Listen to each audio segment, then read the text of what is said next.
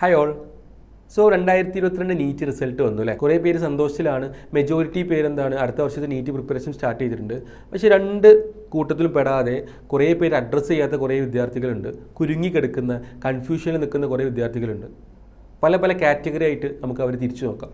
First, നാലാമത്തെയോ അഞ്ചാമത്തെ പ്രാവശ്യം NEET ഭയങ്കര ആഗ്രഹത്തിൻ്റെ പേരിൽ സ്വപ്നം നേടിയെടുക്കാനും വേണ്ടിയിട്ടുള്ള ആ ഒരു അർജൻസിയിൽ വീണ്ടും അറ്റൻഡ് ചെയ്യുന്ന ആൾക്കാരുണ്ട് അല്ലേ.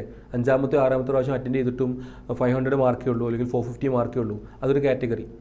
രണ്ടാമത്തെ ഒരു കാറ്റഗറി ഉണ്ട്, 100% കൊടുത്തു. എൻ്റെ 100% ഞാൻ കൊടുത്തു, വീട്ടിലൊന്നും പോയിട്ടില്ല, അവസാനത്തെ സമയം ഫുൾ ഹോസ്റ്റലിൽ ഒറ്റ എക്സാം സ്കിപ്പ് ചെയ്തിട്ടില്ല, പക്ഷേ എനിക്ക് 450 മാർക്കുള്ളൂ അല്ലെങ്കിൽ 550 മാർക്കുള്ളൂ. വേറൊരു കാറ്റഗറി ഉണ്ട്, +2 നന്നായിട്ട് പഠിച്ചു, നീറ്റിനും ഫസ്റ്റ് റിപ്പീറ്റിംഗ് നന്നായിട്ട് പഠിച്ചു, എന്നിട്ടും എനിക്ക് 500 മാർക്കുള്ളൂ.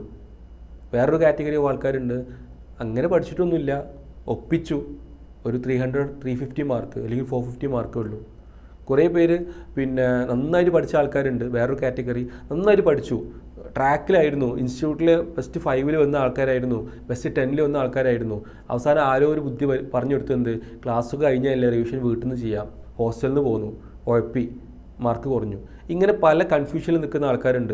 കുറേ പേര് ഫിനാൻഷ്യൽ കൺസ്ട്രെയിൻസിൽ കുടുങ്ങി വന്ന വിദ്യാർത്ഥികളും അതുപോലെ അവരുടെ രക്ഷിതാക്കളും ഉണ്ട്. എന്ത് ചെയ്യണമെന്നും അറിയാതെ ഒരു ക്വസ്റ്റ്യൻ മാർക്കായി നിൽക്കുന്ന ആൾക്കാർ. സോ ഈ ഒരു ചോദ്യങ്ങളും ഈ ഒരു കൺസേൺസും നമ്മളെ വിദ്യാർത്ഥികളും മറ്റു വിദ്യാർത്ഥികളൊക്കെ നമ്മളോട് ഉന്നയിച്ച സമയത്തായിരുന്നു നമ്മൾ ടീം ഡോപ്പ, എസ്പെഷ്യലി നമ്മളെ ഡോക്ടർ നിയാസും ഡോക്ടർ ആഷിഖ് സൈനുദ്ദീനും ഒക്കെ എന്ത് ചെയ്തു, ഒരുമിച്ച് ഇരുന്നിട്ട് DNAT എന്ന് പറഞ്ഞൊരു ഒരു കോഡ് ഉണ്ടാക്കി.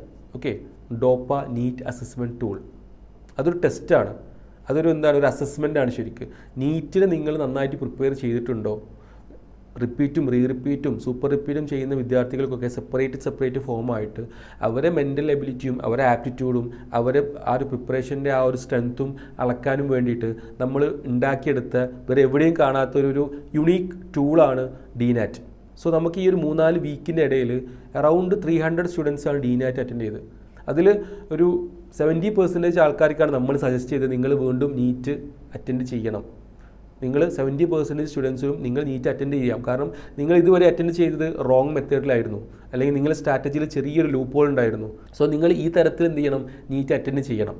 അങ്ങനെ പറഞ്ഞ് നമ്മളെ ഡോപ്പയിൽ തന്നെ ജോയിൻ ചെയ്ത 70% ആൾക്കാരുണ്ട്. മറ്റ് 30% ആൾക്കാരോട് നമ്മൾ മറ്റ് കോഴ്സുകളും മറ്റ് സ്ട്രാറ്റജീസുമാണ് സജസ്റ്റ് ചെയ്തിട്ടുള്ളത്. സോ ഇപ്പോഴും നമുക്ക് എന്ത് ചെയ്യുന്നുണ്ട്, കോൾ വരുന്നുണ്ട്, DNAT കഴിഞ്ഞോ, DNAT ഇപ്പോഴും നടക്കുന്നുണ്ടോ, സാർ ഞാൻ ഓഫീസിലേക്ക് വന്നോട്ടെ.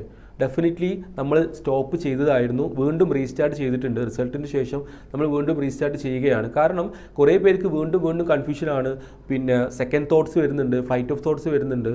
സോ ഡോപ്പ DNAT റീസ്റ്റാർട്ട് ചെയ്യുകയാണ്.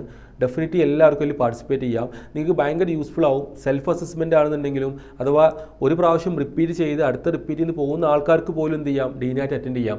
കാരണം നിങ്ങളെ പ്രിപ്പറേഷൻ എത്രത്തോളം സ്ട്രോങ് ആയിരുന്നു, എത്ര പെർസെൻറ്റേജ് സ്ട്രോങ് ആയിരുന്നു എന്ന് മനസ്സിലാക്കാൻ ഒറ്റ DNAT എക്സാം എഴുതിയാൽ മതി. സോ എല്ലാവർക്കും ഡോപ്പ ഓഫീസ്, കോഴിക്കോട് മെഡിക്കൽ കോളേജിൻ്റെ അടുത്തുള്ള ഡോപ്പ ഹെഡ് ഓഫീസ് വിസിറ്റ് ചെയ്യാം.